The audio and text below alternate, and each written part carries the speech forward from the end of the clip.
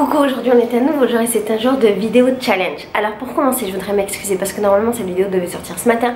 Là elle sort super tard, mais comme j'ai expliqué sur le groupe Facebook lié au challenge, j'étais un peu malade, j'ai la crève. Et en fait hier je me suis endormie vers 17 h et je me suis réveillée ce matin vers 8 h. Et je me suis re-endormie et je me suis réveillée maintenant et il est genre 15 h. Donc j'ai beaucoup dormi, je vais un petit peu mieux mais je suis quand même un peu malade. Bref, le défi d'aujourd'hui parlait de comment trier ses vêtements et notamment sa penderie. Pour ceux qui reprennent le défi en cours et qui ne connaissent pas, en fait tous ces défis viennent d'un challenge qu'on a mis en place sur un mois. Et l'idée c'est tous les jours d'avoir un nouveau défi lié au bio, à l'écologie, au zéro déchet. Et le but étant de moins gaspiller, du moins d'aller vers une vie de plus en plus zéro déchet. Ces défis sont issus de ce livre-là qui s'appelle Défi anti-gaspi.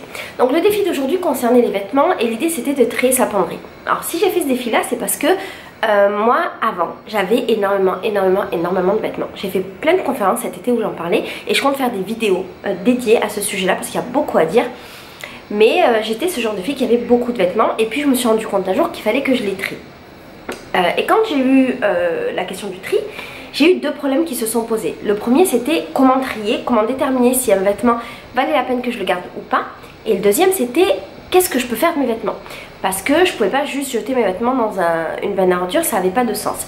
Donc dans la vidéo d'aujourd'hui, je voudrais voir avec toi ces deux points brièvement. Pour que tu puisses mieux trier tes vêtements d'une part et d'autre part mieux te préoccuper de leur sort d'après. Mais t'inquiète pas, il y aura d'autres vidéos dans lesquelles je vais approfondir. Alors pour ce qui est du tri, moi j'avais beaucoup de vêtements dans ma maison et l'habitude que j'avais prise c'était de trier mes vêtements très régulièrement. Je le faisais à chaque saison, donc je le faisais 3-4 fois par an. Et en fait ce que je faisais c'est que je prenais tous mes vêtements, j'en avais beaucoup, et je créais 3 tas. Dans un premier tas, je mettais les vêtements que je portais régulièrement, ceux qui sont, tu sais, toujours en haut de la pile. On a souvent une pile de pantalons et on utilise les 3-4 qui sont dessus et puis ceux du bas on les utilise pas. En tout cas, moi je faisais comme ça, j'avais des grandes piles de vêtements et j'utilisais que ceux du dessus. Donc dans la première pile, je mettais juste les vêtements que j'utilisais le plus. Dans la deuxième pile, je mettais les vêtements que je n'utilisais jamais. Je m'étais rendu compte qu'il y avait des t-shirts, il y avait des pantalons, il y avait des vestes, je les mettais jamais, j'avais plus envie de les mettre, c'était quelque chose de sûr. Donc je les mettais dans la deuxième pile. Et la pile du milieu qui était la troisième pile, c'était la pile dédiée aux vêtements pour lesquels j'étais pas trop sûre. Dans cette pile là, il y avait par exemple les vêtements émotions. C'était les vêtements qui me rappelaient quelque chose, qui me rappelaient un souvenir, les vêtements qu'on m'avait offert, les vêtements que je mettais pas vraiment, mais que je voulais garder. Il y avait aussi les vêtements que je mettais genre une fois tous les 1000 ans, mais je sais pas pourquoi je les gardais pour au cas où. Le fameux au cas où qui fait qu'on a plein de trucs de partout dans nos maisons. Et il y avait les vêtements pour lesquels j'étais pas très sûre. Voilà, j'avais mis une fois dans ma vie. Je savais plus ou moins que j'allais pas les garder, mais bon, c'était pas encore sûr dans ma tête. Et une fois que j'avais fait cette pile là, je remettais donc les vêtements que j'avais l'habitude de garder dans mon placard. Les autres je les mettais bien à part et cette pile là je la retriais. Et en fait je la retriais 1 à 2 fois, même 3 fois, jusqu'à pouvoir déterminer vraiment quels étaient les vêtements que je voulais garder et quels étaient les vêtements que je voulais donner. Un autre truc que je faisais également, c'est que par rapport à ma penderie, l'habitude que j'avais prise c'était de ranger mes vêtements dans des cintres qui étaient tous dans le même sens, donc tout bien rangé. Pas par maniaquerie, même si, mais bon. Et ce qui se passait c'est que pendant plusieurs mois j'utilisais mes vêtements et quand j'avais utilisé un vêtement je le mettais dans le sens inverse au niveau du centre. Donc au lieu que le centre soit comme ça, il était comme ça. Et au moment où je triais mes habits, je me rendais compte qu'il y avait certains vêtements qui pendant 6 mois n'avaient pas été utilisés et si je faisais pas ce système là de scène, je me rendais pas vraiment compte. Et du coup les vêtements qui n'avaient pas été utilisés, ils partaient plus facilement dans la pile de à donner. Voilà, là c'est les deux conseils que je voudrais te donner pour trier tes vêtements. Je pense que ça peut s'appliquer aussi pour les membres de ta famille. À l'époque j'étais mariée, je faisais aussi un petit peu ça avec les vêtements de mon mari, sauf que je me permettais pas de les jeter sans lui demander et qu'en fait au final une fois que j'avais fait un petit peu le tri vite fait, c'était lui qui avait la main et je pense que si j'avais été une maman j'aurais fait aussi ce système là, mais je peux pas m'avancer parce que je ne suis pas une maman. Maintenant, qu'est-ce qu'il advient des vêtements qu'on n'utilise pas? Alors, il y a plein de manières de donner une seconde vie, de réutiliser les vêtements qu'on ne veut plus, qu'on n'utilise plus. Par exemple, pour ce qui est de réutiliser, on peut les réutiliser pour des DIY, fabriquer par exemple les fameux tawashi qu'on a fait plus tôt dans le défi, pour faire des serpillères, pour faire des trucs pour nettoyer sa maison. On peut utiliser des t-shirts par exemple pour faire des sacs. Il y a plein de DIY qu'on peut retrouver un petit peu partout sur internet. Ce qu'on peut faire aussi, c'est donner ses vêtements.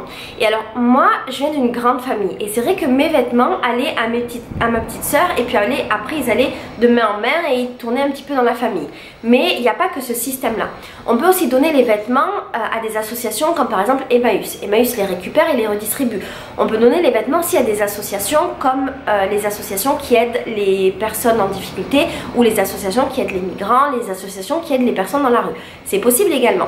Ce que tu peux faire aussi pour tes vêtements, c'est consulter des groupes Facebook de dons et de troc. Et dans ce cas là tu vas pouvoir donner ou échanger les vêtements dont tu n'as pas besoin. Et là je pense particulièrement aux vêtements d'enfants. Tu peux également trouver des groupes Facebook dans lesquels tu peux revendre tes vêtements. Et tu peux aussi les revendre dans des sites comme Le Bon Coin ou bien des applications, des sites internet pour les ventes de vêtements de seconde main. Ça se fait également et toi ça te permet de recevoir un petit peu de sous. Tu peux aussi aller dans les brocantes et vendre tes vêtements directement dans les brocantes. Ou bien tu peux créer ta propre brocante devant chez toi et vendre tous les trucs dont tu n'as pas besoin dans tes vêtements. Un truc que moi je faisais et qu'une amie à moi faisait aussi beaucoup et celle qui me l'a rappelé cet été pendant la tournée des pique-niques, c'est qu'en fait elle prenait un carton dans lequel elle mettait ses vêtements qu'elle avait bien pliés, qui étaient tout nickel, et elle mettait juste un panneau avec marqué à donner et cette boîte là elle la mettait devant chez elle. Et très vite ses vêtements partaient. Moi je le fais surtout pour le matériel, mais pour les vêtements c'est une super idée parce qu'il y a plein de gens qui passent et ça peut être tes voisins ou ça peut être des amis ou ça peut être des gens dans le besoin. Ces gens là vont voir les vêtements et peut-être qu'ils vont en avoir besoin, donc ça permet de redonner une seconde vie. Pendant ma conférence cet été je parlais des boîtes à vêtements. Tu sais, c'est les boîtes où on donne pour les associations.